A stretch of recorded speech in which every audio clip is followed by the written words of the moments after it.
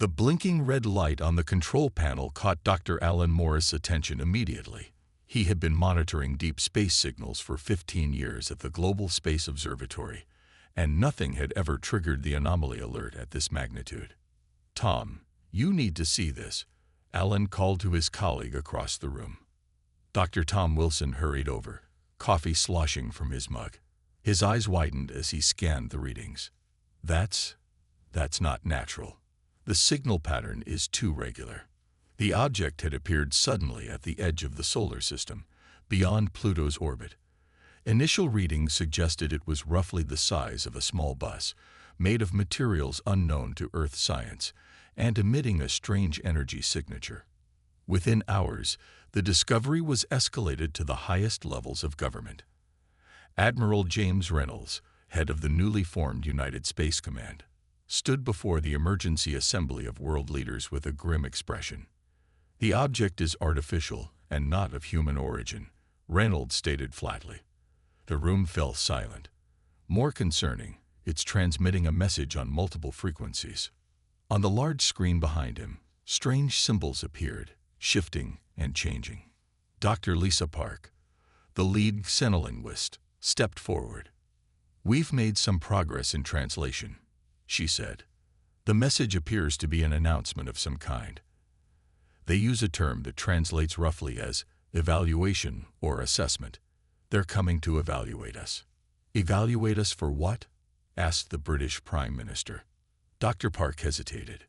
"We believe it means galactic compatibility, but the context suggests something more like determining our place in a hierarchy." Admiral Reynolds nodded to his aide, who pulled up new images on the screen. "The probe is scanning our entire planet. It's mapping our cities, our military bases, our power grids. This isn't a friendly visit." The Russian president leaned forward. "How do we know this isn't just first contact? Perhaps this is how advanced civilizations operate." Dr. Park shook her head. "There's more. The probe is transmitting data back to somewhere beyond our solar system. Among that data, we found these." The screen changed to show images of other planets, worlds that looked habitable but showed signs of massive destruction, followed by reconstruction under uniform, grid-like patterns. "These appear to be records of previous evaluations," Dr. Park explained. "Based on the limited data we've recovered, none of these civilizations exist independently anymore." Admiral Reynolds stepped forward again. "I've consulted with military leaders from every major nation. We believe this probe is the first stage of a reconnaissance mission. The patterns match how our own military would prepare for an occupation." The room erupted in voices until the American president raised his hand. "What are our options, Admiral?" "We have three," Reynolds replied. 1. We do nothing and hope for the best. 2. We attempt communication and express peaceful intentions. 3. He paused, looking at each leader in turn. We show them that humanity will not be an easy target. The Chinese premier spoke up. What would option 3 entail? Reynolds nodded to his technical officer, who brought up schematics of a weapon system that few in the room had seen before. Project Thunderbolt. It was designed to neutralize asteroids, but it can be repurposed. We destroy their probe and send a clear message: Earth is off limits. Silence fell over the room as the implications sank in. Humanity's first contact with alien life might also be its first interstellar conflict. The President of India stood. We must vote. The fate of our species may depend on what we do next. As hands raised around the table, Admiral Reynolds already knew what the decision would be. Humanity had always chosen to fight when cornered. And now, the corner was the entire solar system. The sky above the Pacific Ocean was clear and blue when Operation Lighthouse began. 3 unmarked ships positioned at precise coordinates formed a perfect triangle across the water. Each vessel carried a segment of the Thunderbolt weapon, too powerful and too secret to be assembled in one location. Admiral Reynolds stood on the command deck of the U.S. Vigilant, his eyes fixed on the distant horizon. "Status report," he ordered. "All systems aligned, sir. replied Lieutenant Emma Davis, her fingers dancing across the control panel. Weapon segments synchronized at 98% efficiency. Better than our simulations. Reynolds nodded. Proceed with final arming sequence. The decision to strike had not been easy. Several nations had argued for peaceful communication first, but the discovery of a hidden signal embedded in the alien probe's transmission had tipped the scales. The hidden message contained what appeared to be a countdown.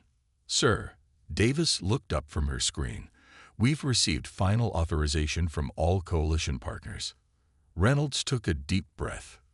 This would be humanity's first act of interstellar warfare, a shot fired in defense of Earth before any invasion force arrived.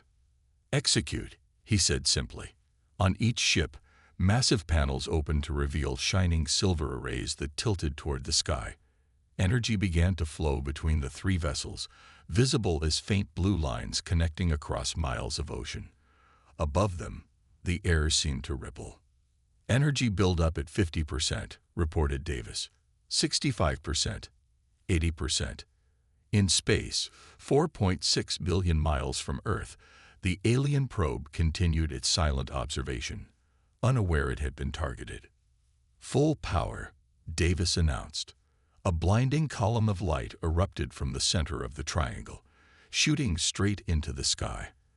The beam was invisible once it left Earth's atmosphere, but its effect was not. 7 minutes later, sensors throughout the solar system detected a massive energy surge at the probe's location, followed by complete silence. The alien device had not merely been disabled, it had been obliterated. "Confirm target status," Reynolds ordered, his voice steady despite the tension in the room. "Target completely destroyed, sir," Davis replied after analyzing the data. No debris larger than a few molecules detected. What surprised the scientists most was the efficiency of the weapon. Thunderbolt had performed at 300% beyond projected capacity, suggesting that the alien technology had some vulnerability to Earth's approach. Reynolds allowed himself a small smile. "Begin Phase 2. Within the hour, Earth's most powerful transmission arrays activated simultaneously. The message they sent was simple, broadcast in mathematics and basic visual symbols that any advanced civilization should understand. "We avdetsked your presence. We avdestoroid your device. Any hostile apgroichi. YLBMET with force. PCC visual Q authenticity. VLC OME through proper channels. Will they understand it?" asked General Robert Miller, who had joined Reynolds on the command deck. "They'll understand the demonstration," Reynolds replied. "The probe is gone. That speaks louder than words." While the military prepared for potential retaliation, diplomatic teams worked around the clock to develop peaceful contact protocols. Humanity hoped for peace but prepared for war. In bases around the world, weapons that had been theoretical were rushed into production. Orbital platforms that had been disguised as weather satellites revealed their true nature, forming Earth's first line of defense. "What if they come in force?" Miller asked, voicing the fear that kept world leaders awake at night. Reynolds turned from the window where he had been watching the ocean waves. "Then they'll learn what humans do when backed into a corner. We've spent our entire history fighting each other. Now we finally have someone else to focus on." As the sun set over the Pacific, humanity waited for a response from the stars. They had fired the first shot in a war they didn't start, against an enemy they didn't know. And somewhere in the darkness beyond Neptune, something was stirring. 6 months passed with the world holding its breath. New defense systems appeared around the globe as humanity prepared for the unknown. Children practiced alien invasion drills in schools. The night sky, once a source of wonder, now held a new kind of fear. Intelligence Officer Maya Torres stood in the monitoring center of Lunar Base 1, Earth's first permanent moon settlement, repurposed as an early warning station. The large screen before her showed the gas giant Jupiter, peaceful and unchanged for weeks. Until now. "Movement detected," announced technician Paul Foster. Multiple objects entering Jupiter's orbit. Torres leaned forward. Classification: definitely artificial. 7 vessels, each approximately 400 meters in length. Torres hit the alert button without hesitation. Within minutes, Admiral Reynolds joined the video conference from Earth Command. "Show me," he ordered. The screen split to show close-up images of the alien ships. They were sleek, with curved hulls that shimmered with a faint blue light. They made no attempt to hide their presence. "They're broadcasting," Foster said suddenly. The message came through in perfect English, transmitted on standard Earth frequencies. "People of Earth, we are representatives of the Collective, a peaceful alliance of spacefaring civilizations. We are concerned by your hostile destruction of our harmless survey device. We come to establish proper diplomatic relations and correct any misunderstandings." Reynolds's face remained impassive. "Respond with diplomatic welcome protocol. Invite them to establish communication orbit around Luna. Make it clear our defense systems remain active." Torres nodded, but something about the message bothered her. The aliens spoke English too perfectly. They understood Earth concepts and communication protocols too well for a first contact. While official communications continued, Torres quietly accessed the Deep Space Monitoring System. Something didn't add up. If these aliens were truly peaceful, why wait 6 months to respond? "Sir," she called to Reynolds in a private channel, "I found inconsistencies in their communication patterns. The language they're using shows evidence of long-term monitoring. They'd been watching us for years, not months." Reynolds frowned. "Keep digging, Torres." "What else?" Torres pushed her access codes to the limit, pulling data from the farthest satellites in the solar system. "There," she exclaimed, pointing to a shadow behind Saturn's rings. "Gravitational anomalies indicate at least 25 more ships hiding behind Saturn, much larger than the ones near Jupiter." Reynolds's face hardened. "They're staging a classic diversion.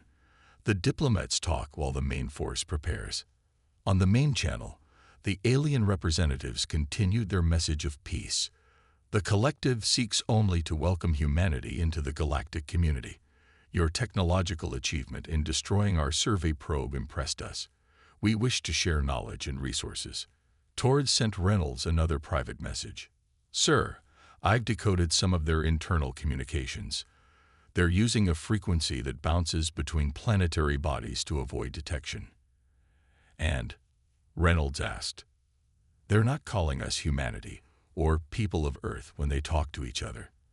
They're using a term that translates roughly as resource world or acquisition target." Reynolds nodded slowly. "Keep this information secure. Continue monitoring. I need to brief the Security Council." As Torres watched the alien ships settle into their positions, she noticed how they maintained precise distances from Earth's defense satellites.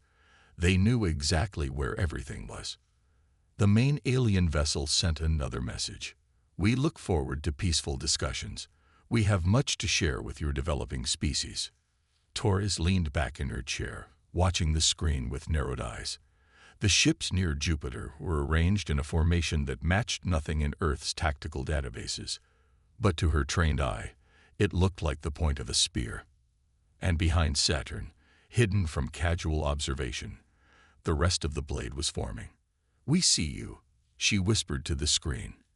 "And we know what you're really here for." The underground command center beneath Denver buzzed with activity as world leaders gathered for what might be humanity's most important meeting. Admiral Reynolds stood before them, his uniform crisp despite not having slept in 36 hours. "The aliens who call themselves the Collective are lying to us," he stated flatly. "Intelligence Officer Torres has intercepted and decoded their private communications. They're not here for peace."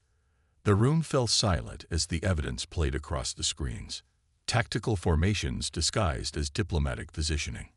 Weapons systems powered down but ready for immediate activation.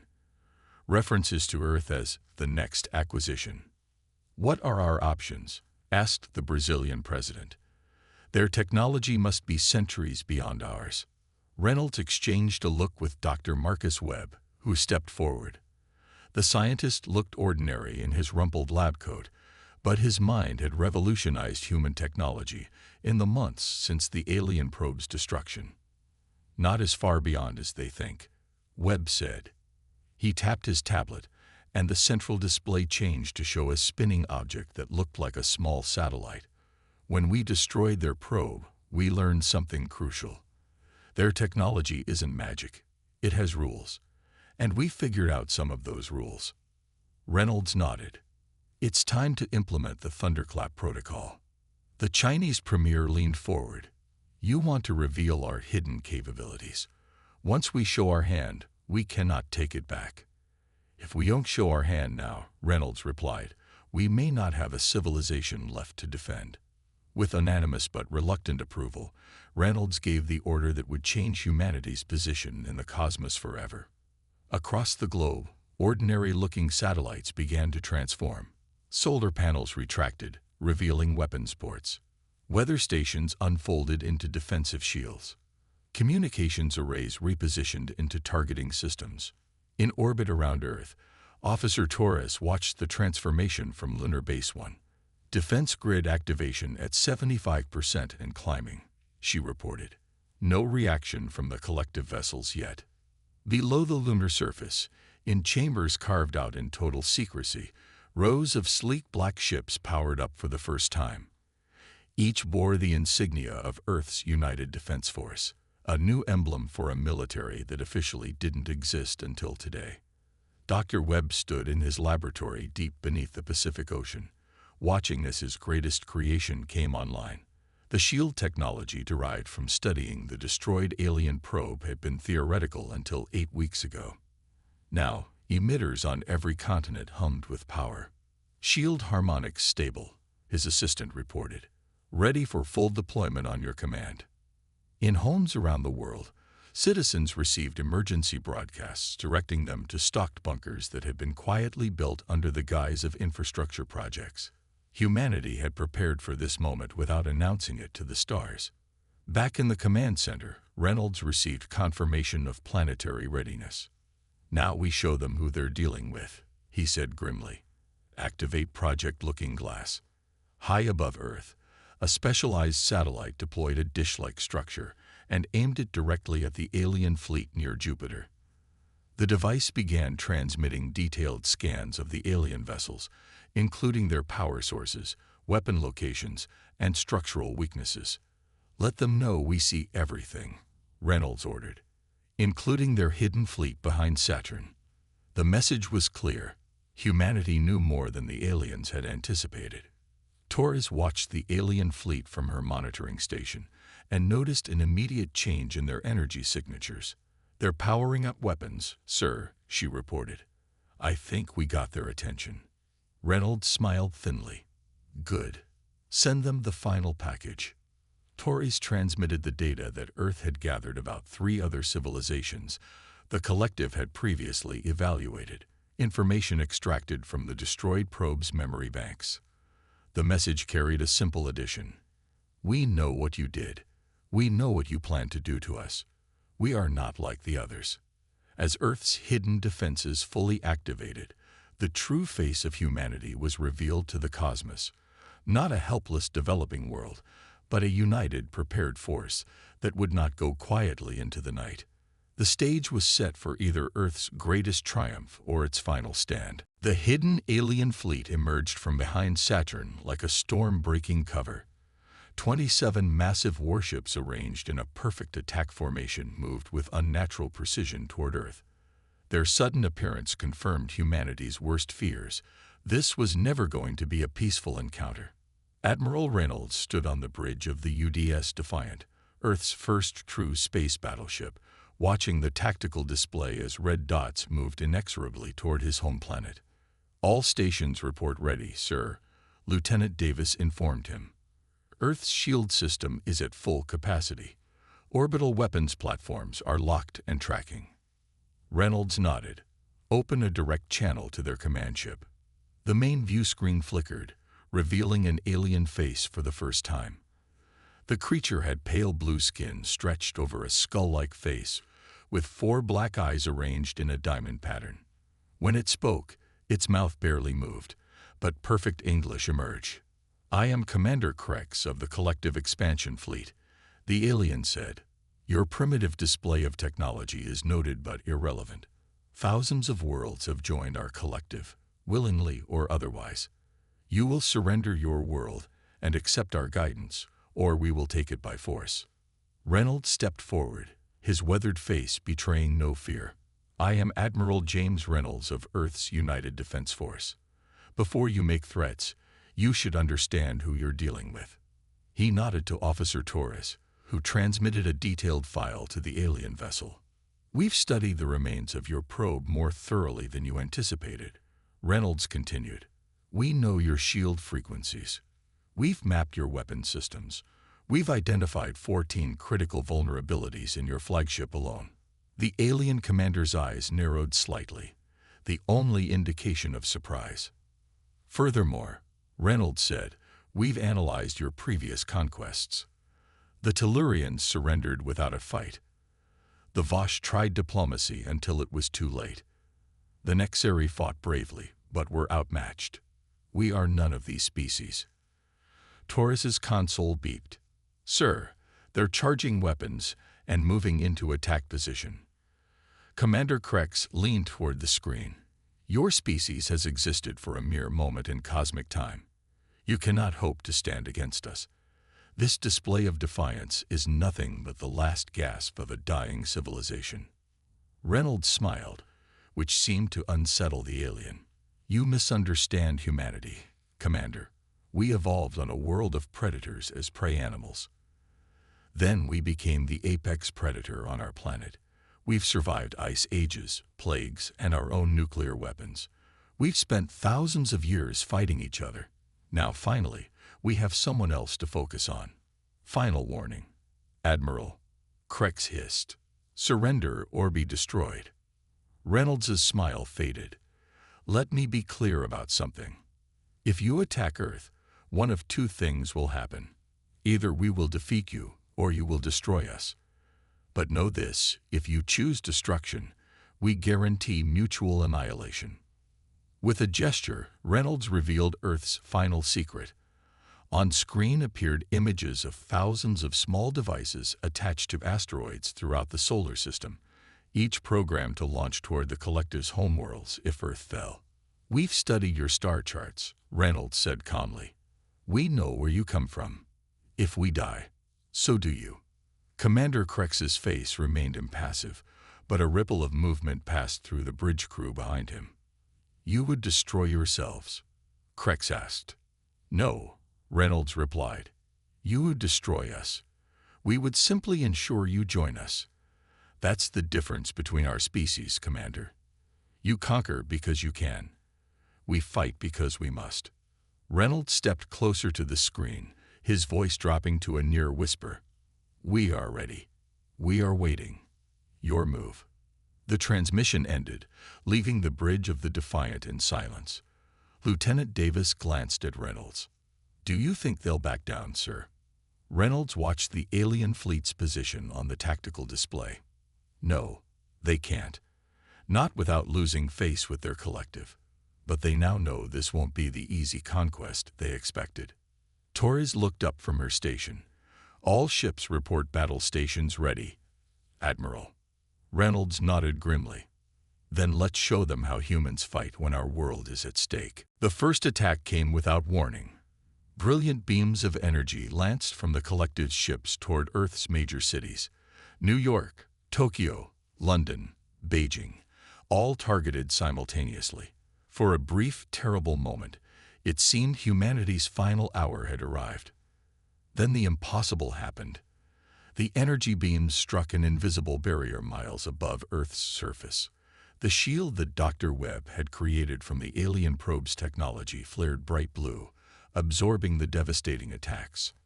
On the ground, people looked up to see the sky itself burning with light, yet no destruction reached them. "Shield holding at 87% capacity," reported Dr. Webb from his control center. "The alien weapons are powerful, but their energy signature matches our predictions. The shields are adapting." On the bridge of the UDS Defiant, Admiral Reynolds watched Earth's defense unfold. Lieutenant Davis, signal all orbital platforms to initiate countermeasures. Operation Thunderstrike is a go. Across Earth's orbit, hundreds of satellites previously disguised as communications and weather stations revealed their true purpose. They fired precise energy beams at the alien fleet, targeting the weak points Torres had identified. 3 collective ships erupted in flames as their engines overloaded. The aliens, clearly shocked by the effectiveness of Earth's weapons, scrambled to adjust their battle formation. "They're changing tactics," Torres observed, "moving to a defensive posture we haven't seen in their historical records." Reynolds nodded. "They expected us to be helpless." Phase 2, now. From the dark side of the moon, Earth's secret fleet of battleships emerged. Though smaller than the alien vessels, they moved with surprising speed, employing maneuvers that confused the collective's tactical computers. Commander Krex's voice crackled over the communication system. "Impossible. Your technology is centuries behind ours." "We learn quickly," Reynolds replied calmly, before cutting the transmission. The truth was more complex. Humanity hadn't developed all this technology independently. They had reverse-engineered critical components from the destroyed alien probe, combining alien concepts with human ingenuity in ways the collective never anticipated. The battle raged across the solar system. Earth's ships used Jupiter's gravity to slingshot themselves at impossible angles. They deployed mines in asteroid belts that the aliens had to navigate.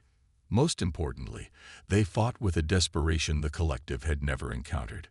On Earth's surface, Dr. Webb directed the planetary shield, strengthening it where attacks concentrated.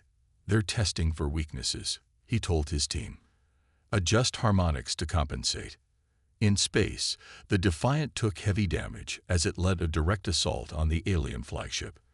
Fires broke out on multiple decks, and emergency systems struggled to maintain life support. "Hull breach on Deck 7, Davis reported, her voice steady despite the chaos. "Shields down to 23%. Reynolds gripped his command chair as the ship shuddered from another impact. "Stay on course. All power to forward weapons." The Defiant plunged toward the heart of the alien formation, targeting Commander Krex's flagship with everything it had left. Behind it, Earth's smaller vessels followed in tight formation, creating a spear of human defiance aimed at the invader's heart. The collective ships scrambled to adjust, but their battle algorithms had never encountered human unpredictability. They had expected organized, predictable resistance, not this seemingly suicidal charge. "Now," Reynolds ordered. The Defiant fired its main weapon, a modified version of the Thunderbolt that had destroyed the alien probe months earlier. The energy beam struck the alien flagship's command section with devastating precision. As Krex's ship began to break apart, a ripple of confusion spread through the collective fleet. Their centralized command structure, always a strength against less advanced civilizations, became their greatest weakness against humanity's chaotic battle tactics. One by one, alien ships began retreating, unable to maintain their attack without clear leadership. Lieutenant Davis looked up from her damaged console, blood trickling from a cut on her forehead. "They're running, sir. Multiple ships jumping to faster than light travel." Reynolds watched as the mighty invasion force that had threatened Earth broke formation and fled toward the outer planets. "Pursuit?" Torres asked. Reynolds shook his head, surveying the damage to his own fleet. "No, let them go. Let them tell others what happened here today."